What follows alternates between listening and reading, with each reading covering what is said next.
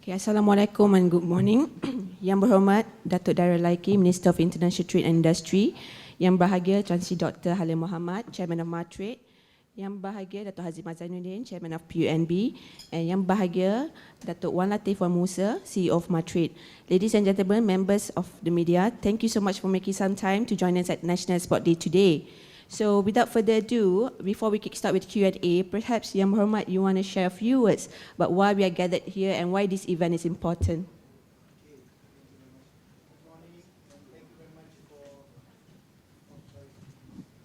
Hi, good morning and thank you very much for waiting for me. We were stuck on the way through because everyone wanted to shake hands with the CEO as well as the Tan Sri as well as Dato' Azima. So I was just watching them. So, today we have the National Export Day Forum. Right? The National Exports Day 2019 event, as well as the with intent to boost the Malaysian companies' competitiveness amidst difficult global trade conditions. Now, it has attracted about 1,000 participants or more from the Malaysian business community from all over our Malaysia. The NED 2019 carries the theme Sustainability and Inclusiveness. And I think this can be better elaborated by MATRADE, more so the CEO and the Chairman. And we have as well here Dato' Hazima, the PUNB Chairperson. Okay, most of the people who attended today, as you can see outside, are very excited to be part of this event because they will be able to engage and listen to what MATRADE can do, as well as the professionals will be speaking about their opinion on the free trade agreements and the opportunities that we can do with them, as well as the success stories of several companies that have made it globally, from Malaysia, locally to globally. And then through Save MATRADE as well, which is Sustainability Action Values for Exporters, or SAVE. MATRADE is taking leadership role in championing the adoption of sustainable practices amongst Malaysian companies based on the United Nations Sustainable Development Goals. So these are the kind of things that we are very proud of, because Malaysia is in dire need as well to promote our products outside of our country. Why? It's because the global challenges today gives us an opportunity to export our products, but while we export our products, we have to ensure that our products are reliable. What matters most in any trade is trust. So when people trust Malaysian-made products, trust me, people will start looking at Malaysia again. So most of the time, we hear different stories about other countries, maybe not having very trustworthy products, but all of the time I hear about Malaysia having trustworthy products. So this is what MATRADE is all about when they export our products, more so from the SMEs and all the businesses that are from Malaysia. Now, do you want to say anything? I think this is more you. That's about it. Okay, can we ask? Can we get some questions? You're eager to ask questions. I can see the grin. Can we have the first question, please? Can we pass the microphone? Members of the media who wants to ask a question, can you raise your hand? Faiz, Thank you very much. Faiz?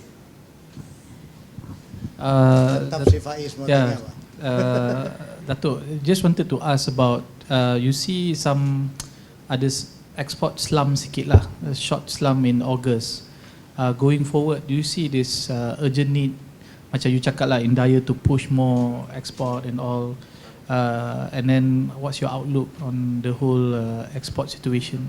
Okay, the export slump, and I don't like to compare other countries. They also have their challenges. So ours is endemic to us. We have our own challenges as well.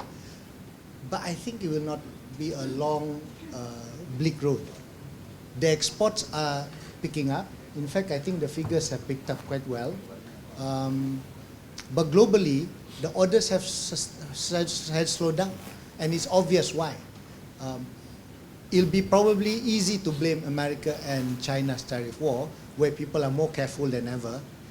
But at the same time, we must also keep on driving what we have. Kalau kita give up because of that, susah. But people will say, macam mana? Kalau tiada order, macam mana mau export, kan? How do you export?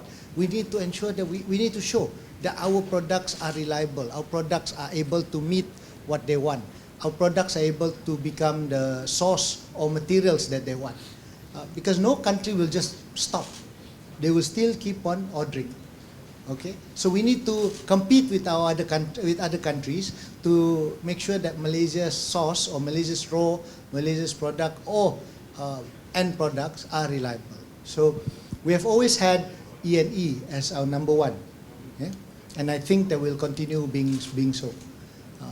At the same time, that is why MATRADE wants to gather up all these exporters and give them other strategies or new strategies to ensure that there will be orders of their products.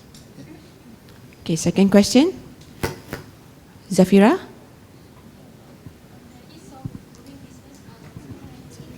I think we'll say that later. Let's focus on MATRADE first. Let's focus on MATRADE, on today's event. Any other questions? Faiz? Okay. No.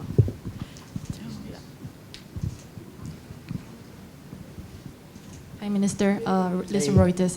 I would have to ask a question about palm oil and what's going on in the industry now with India, and whether MITI has done any, taken any efforts or any actions to kind of resolve the issue, or what is MITI's stance right now? The beautiful thing about our government is we have specific ministry in charge of that particular primary industry. So, but it doesn't mean that they are left alone to do it. Just like any business, like an ecosystem, we are part of the system in terms of promoting palm oil as well. Albeit, Minister Teresa Kok is doing her best. Now, on my part, we are continuously engaging with not only India, but all other countries to order or to purchase our palm oil and to have also faith in our palm oil products. Now, as for India, we were very fortunate to have met the Indian Trade Minister, my equivalent, and we did discuss it in a very informal way. So I hope to meet him more and get more details into the issue and what they want to do. So as our Prime Minister said, so far it has been the private sector in India that has made the demands, but we have yet to hear from the government. But we will engage with their government, more so that, you know, whatever it is, the palm oil is a trade that cannot just stop just like that, because it affects a lot of people. It affects not only Malaysians, but also those trading in the global market as well as India. So we hope to engage with, I will try to engage with the minister concerned, but I'm sure Minister Teresa Kok is working double or triple hard to ensure that Malaysia will always have its strategy in dealing with this. Okay, next question. Yeah, sorry, can I just follow up on that? You said that there were informal discussions. Could we have an idea of No, the informal bit is when we met at the sidelines of RCEP negotiation. Oh, okay. So we just met up and then we just discussed. So I think it's always good to be engaging with people. Like I said in my speech, we should always smile, we should always talk to people and get to know people in order to appreciate people. Not necessarily love, but appreciate. Right, so that's engaging at the government level. Is the ministry considering sending any representatives to talk to the private sector, the trade body in India? I think we leave it at that first, because this is quite fresh. Let us do whatever we can do in terms of resolving any matters regarding this. But I'm very certain that the Ministry of Primary Industry have done their part. Okay, thank you, Reuters. So next question. Bernama. I'm putting people on the spot, Yang Muhammad. They have no choice but to ask questions. Hey, hi. Hi, I'm Jana from Bernama. YB, just now you mentioned about RCEP. How confident are you that probably a conclusion can be made in November? As far as I know, at this stage, we are towards substantial conclusion. Okay, substantial is mostly concluded. So let's see. there are demands by some countries, not Malaysia anymore, but other countries, and I believe that in the next few days they will resolve this. And if whatever it is, it will be announced next week. Sorry, on the 1st or 2nd next week or 3rd. As for Malaysia, what are probably chapters are we 100% ready, or is there any chapter that we are working on? There's just a few more chapters left. Can you share more? No, I cannot, because you know why? All these negotiations, which are still confidential. But I can share with you one thing, that we're on the right track for us. Thank you, Yang Berhormat. Next question. India is part of RCEP also. Yes. Do you see Yes. some call it what they call it? Tit for tat or what? No, it's something like macam. Is there a bit of Some tension right tension. now concerning some of the issues? So do you see this derail in RCEP because of that, or do you think that? Well, I am confident that it will not, as far as what I heard when I was at the last meeting, because contrary to many people's opinion, India has been quite, clear with what they want, and they are working together with the rest of the ASEAN nation. So, to me, sometimes it's hyped up, but let's hope for the best. Okay, we have one question. Okay, hi, my name is Faiz from Malaysia SME. Hi. So from this program, I heard just now that MATRADE have already planned 557 program next year to further developing the market, the export capacity and the market present into. So what are the kind of programs that have been planned to help our local companies and SME to penetrate export markets? That one will reply, Tan Sri will reply. But before that, 557 programs out of 365 days boleh tahan. Thank you. Very good question. I think, as you can see, I'm amazed today and delighted to see the very packed, our hall is packed. We were expecting at least 1,600 SMEs and encouraged by new startups. So my team, helmed by Datuk CEO, I think we are working very hard in establishing new programs. So encouraged by that, I think we can see with the new incentive that we will continue to support our young entrepreneurs. So as Datuk Yang Berhormat Datuk Darul said just now, I think Malaysian products have been very, very well accepted because of our branding, our quality. So this will be continuing because we will continue to encourage training, because this is very important, because as we compete with our neighbors, we want to ensure to champion and give a lot of assistance to our SMEs to make sure that we will bring the right product across. So MATRADE, this will be MATRADE's pivotal role. So the message is that we want to get more exporters to join our program. So we hope that you will help to disseminate this information. For those who need help, MATRADE doors are open 24/7. So with all this online portal and so on, and I am encouraged, we came back with Yang Berhormat Minister from China, so we can see more and more of our SMEs joining the mission. So in this way, I think Datuk Wan will elaborate more what are the programs that we have been lined up for next year. Very exciting, as you can see today. This is all the hard work of all our 4 CEOs who came to see to drive our national export to greater heights. Datuk, you want to say? Thank you for the question. So 500 over programs planned for 2020. So again, focusing on 2 core functions of MATRADE. Number 1 is on exporters development. It's on capacity development of Malaysian exporters, especially SMEs, to make sure that they are ready to go to the international market. That is one, exporters development. The other component is export promotion programs. So I think I don't have to elaborate because you are quite familiar with what MATRADE does. But I want to mention here that in the present economic scenario, we will continue to diversify our export markets. We will continue to diversify our export products, like Minister said in the speech just now. And today, we are very pleased that MATRADE has exchanged MOU with PUNB, Dato' Azimah, Chairman of PUNB, reflecting our eagerness in working together to bring companies under PUNB to the international market. So again, I always emphasize what MATRADE does here is looking at the entire export value chain. While MATRADE's core function is in the area of export promotion, but we are working with other ministries and agencies to develop SMEs to make sure they are export ready and eventually bring them to the international market. So maybe Dato' Azimah want to say something. Thank you.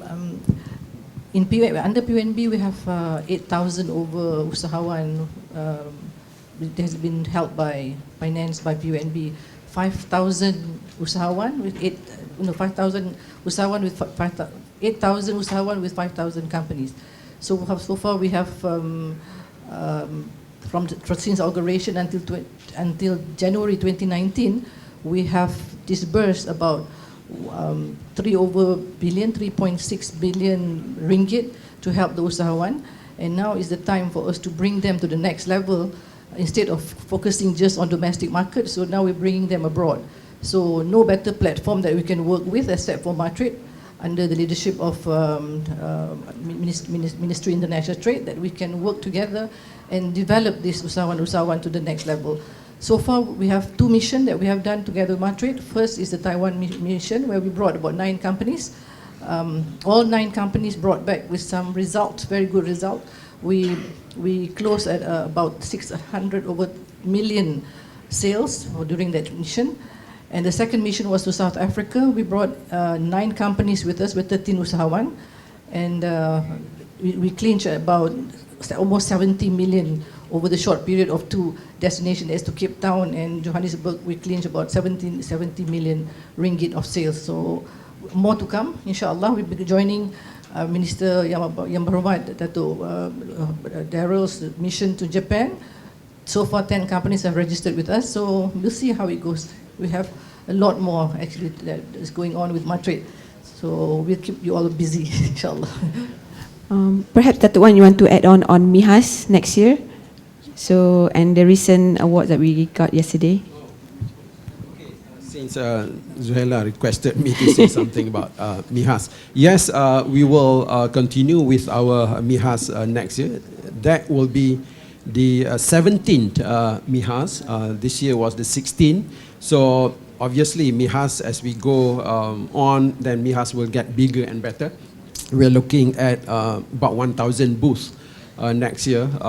And with participation from local as well as foreign companies. So foreign companies, foreign exhibitors, we expect to come from over 50 countries. And we will continue to organize international sourcing program or previously named Incoming Buying Mission, which was a program introduced by Tan Sri Chairman during his previous tenure as chairman of MATRADE. So we'll continue with that. And we are very proud. Last year, MIHAS was awarded Malaysia Book of Records as the largest dedicated world largest exhibition for halal, dedicated for halal. So we got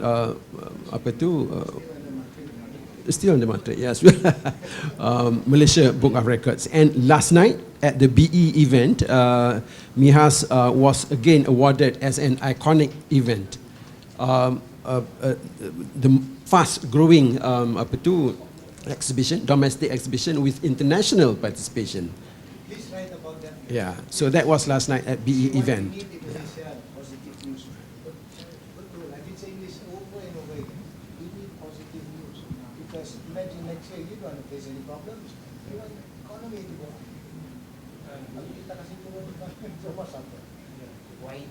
What would be the next move from Malaysia under MITI if the trade tension between Malaysia and India continues to worsen with the palm oil restriction?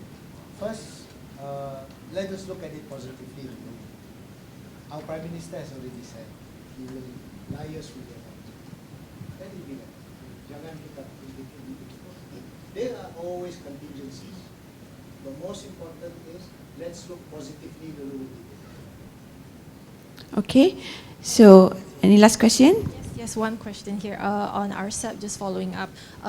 The Malaysian government has said before that RCEP, Malaysia is okay if to proceed without the 16 countries in it and leaving out 3 countries, including India.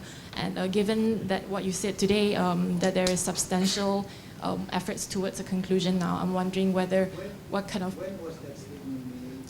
When was at the time?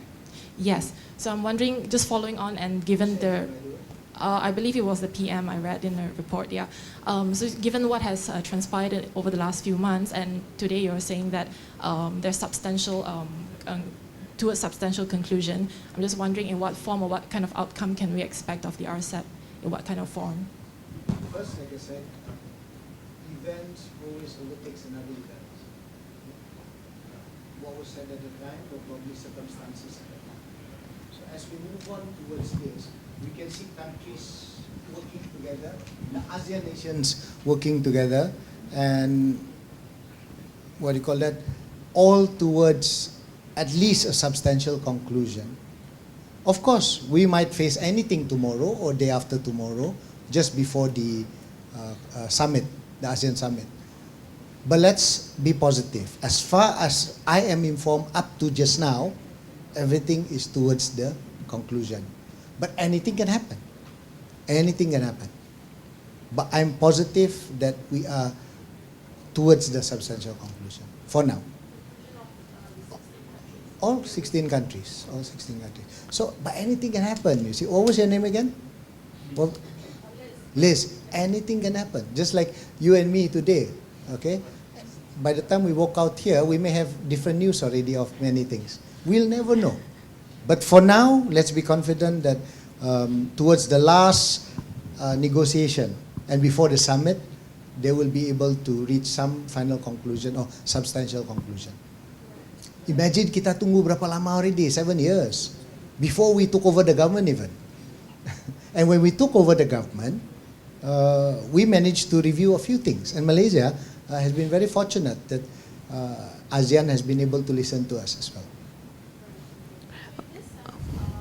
Relations with India, in terms of the RCEP discussions, at this point, how would you describe it? It's very good.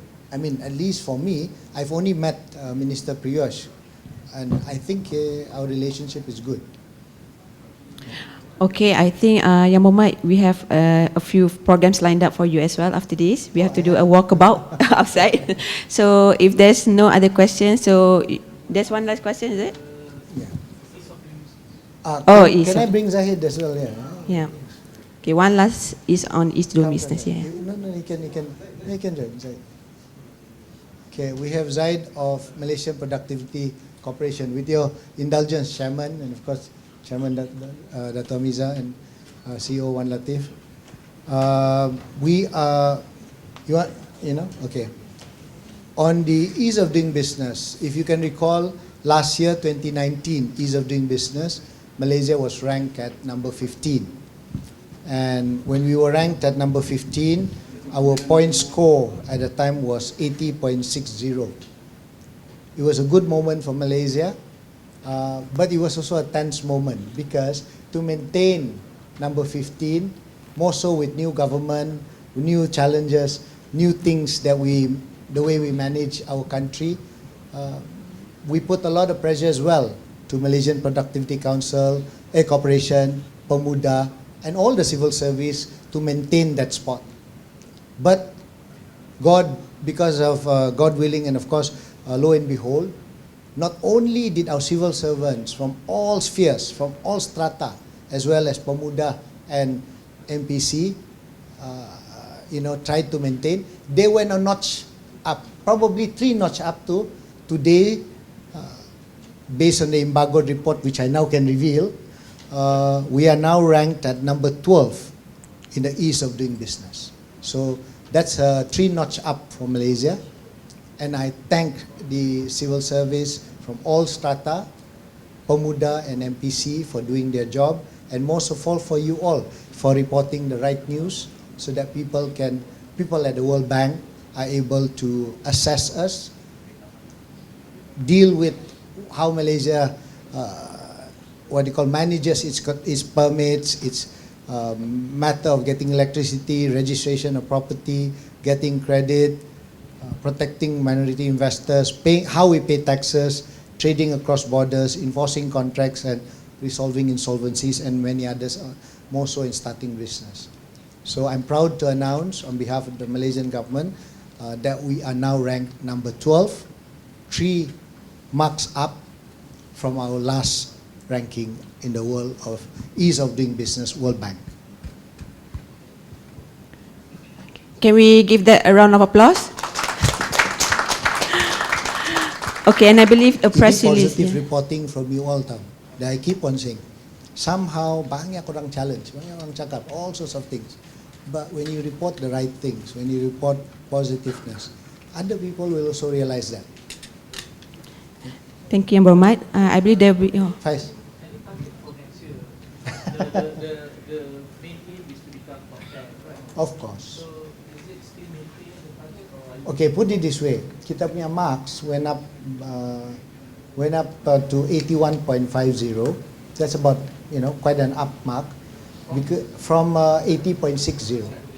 Okay, and of course New Zealand is number 1. Then you'll see all the rest. Singapore will always maintain number 2. But can I report as well? In the whole of ASEAN, our ASEAN, that means the 10 countries, we are ranked number 2 after Singapore. Then right after, in ASEAN, right after us would be Thailand, which is ranked at 21. So we are number 12 in the world, okay? But in the whole of ASEAN, we are number 2. Singapore is ranked number 2 in the whole of the world. Malaysia is ranked number 12 in the whole of the world. So in the whole of ASEAN, we are Singapore is number 1, we are number 2. Right after that will be Thailand, but Thailand is ranked number 21 in the whole world. So that means Malaysia is still there, still marked up, and of course, if we manage to push to with 3 marks up, we have to work a lot more harder. There's no cause for big celebration because, like you said, we want to be part of the 10. But pray hard, let's work hard, be smart. What do they say?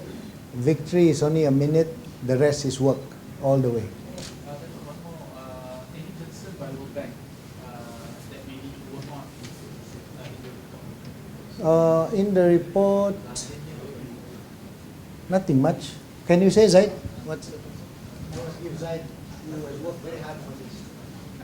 Thank you, Wabi.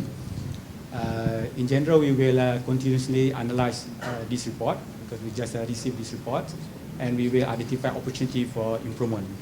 For time being, we will focus on starting a business because this is big. We need to analyze and get insights what the factor contribute to this current performance. Okay. So any other last questions? No? Okay.